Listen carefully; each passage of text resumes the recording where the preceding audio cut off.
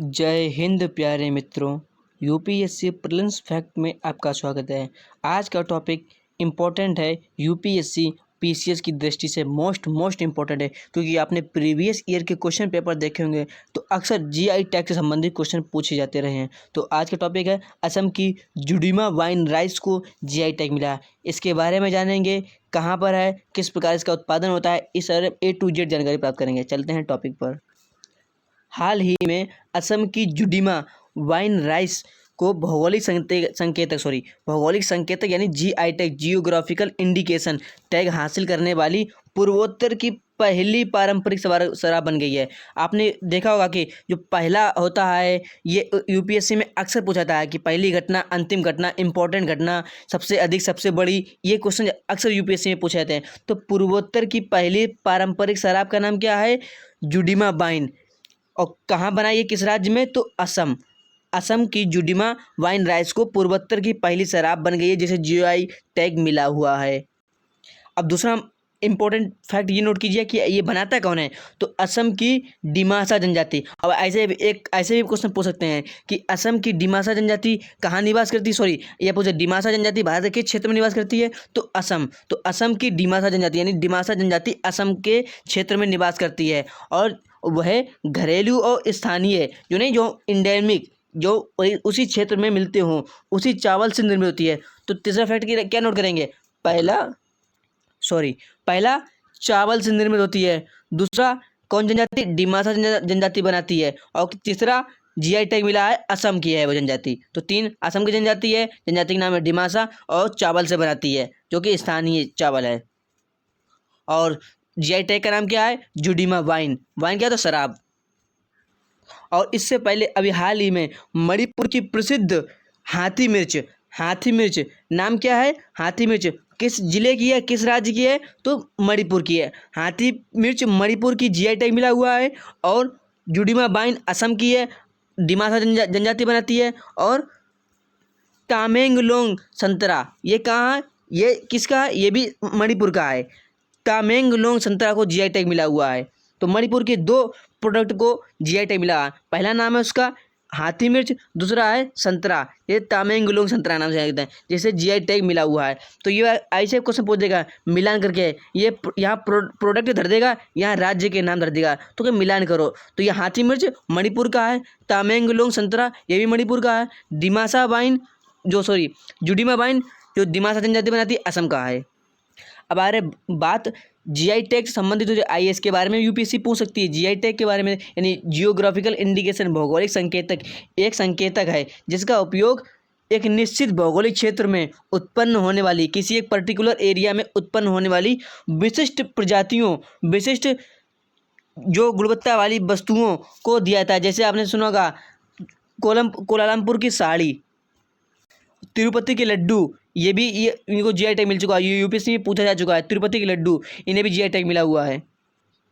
बिहार की लीची, शाही लीची, उसको भी जीआई टैग मिला हुआ था, क्योंकि उसी एक क्षेत्र में उत्पादित होती है। यह है WTO, वर्ल्ड ट्रेड ऑर्गेनाइजेशन, विश्व व्यापार संगठन के TRIPS, trade related intellectual property organisation, TRIPS. यानी ट्रिप्स ऐसे पूछ दे कि ट्रिप्स का संबंध किससे है? तो बौद्धिक संपदा से है। और ट्रिप्स किसका भाग है? तो WTO का भाग है। ये यानी IMF कर दे तो गलत हो जाएगा, नहीं।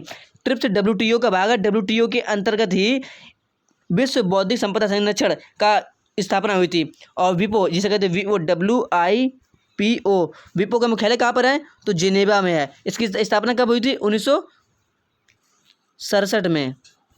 1967 में स्थापना हुई थी, विपो की स्थापना हुई थी। यह अंतर्राष्ट्रीय जो स्तर पर जो है जीआई टैग मिलता है, ये उनके रक्षण के लिए कार्य करता है। विपो अंतर्राष्ट्रीय संस्था है। और भारत में क्या है? GI tag, geographical indication.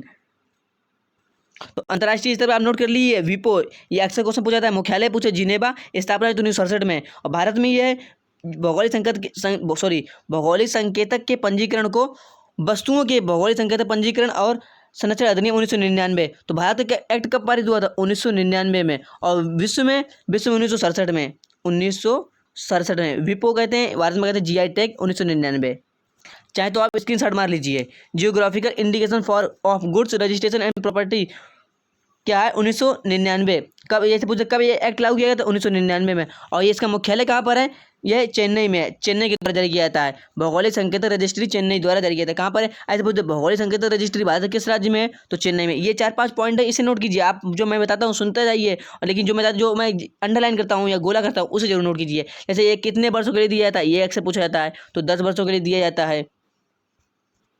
अब आप कहते हैं इससे बेनिफिट क्या होता है, इससे क्या फायदा होता है?